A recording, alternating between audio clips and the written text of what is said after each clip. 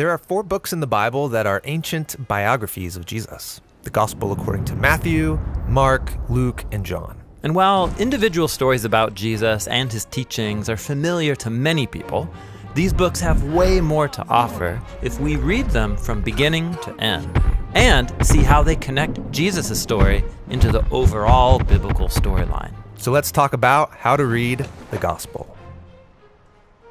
First of all, this word gospel, what does it mean? Well, it means good news. Which raises the question, good news about what? Well, in Mark's Gospel, Jesus enters the story announcing that the time is fulfilled. God's kingdom has come near, so turn around and trust this good news. So the good news is about God's kingdom arriving. But what does that mean? Well, it's Jesus' way of summarizing the whole biblical story that leads up to himself. The whole story. Okay, give me the short version. Well, the story begins with God creating a good world and then appointing humanity as his representatives to rule it. But then the humans rebel over and over, leading to a world of violence and death. That's a problem. But God's committed to making it work.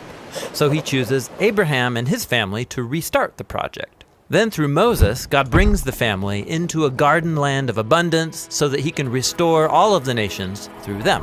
Right, Israel becomes a kingdom with amazing kings like David, but eventually Israel rebels too, and it leads them into destruction. But Israel's prophets said that God wasn't giving up. He was going to personally come and restore Israel so that his justice and peace could spread to all nations and to all creation. This hope was called the kingdom of God. And that's what Jesus said he was bringing to Israel. Yes, Jesus' good news is about God's kingdom, the new creation that was arriving to restore humanity to their role as God's partners in ruling the world. This is why the gospel has so many stories about Jesus liberating people from death and disease, along with all of his teachings about generosity to the poor or forgiveness and loving your enemies. He was inviting people to live in God's new world. Exactly. And so this is one of the main goals of the gospel, to show how Jesus is bringing the whole biblical story to its fulfillment. So that's why the gospel authors are constantly appealing to the Hebrew scriptures while telling the story of Jesus. Yeah, like when Jesus is born in Bethlehem, Matthew reminds us that this was anticipated by the prophet Micah. And he directly quotes from Micah.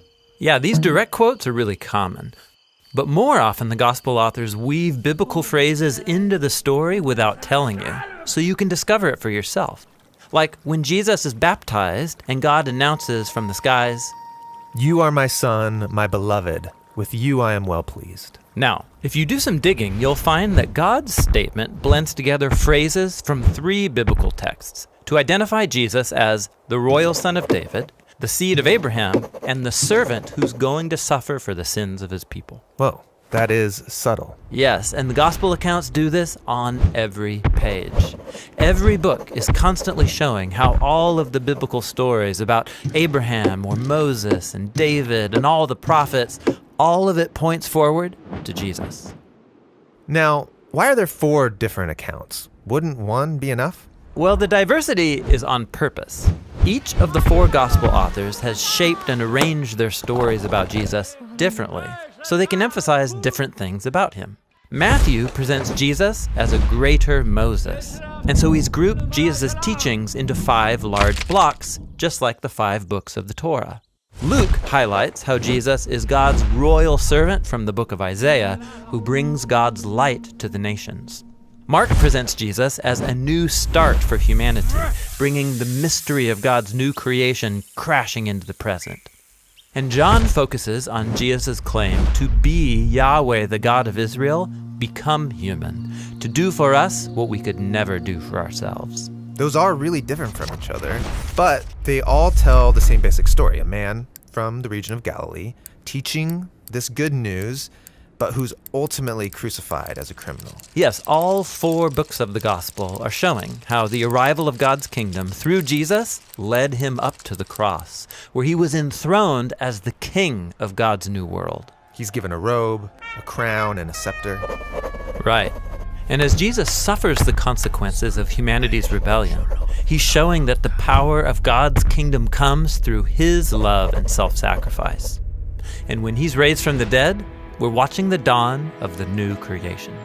So The gospel authors don't just want their readers to know about the good news of God's kingdom.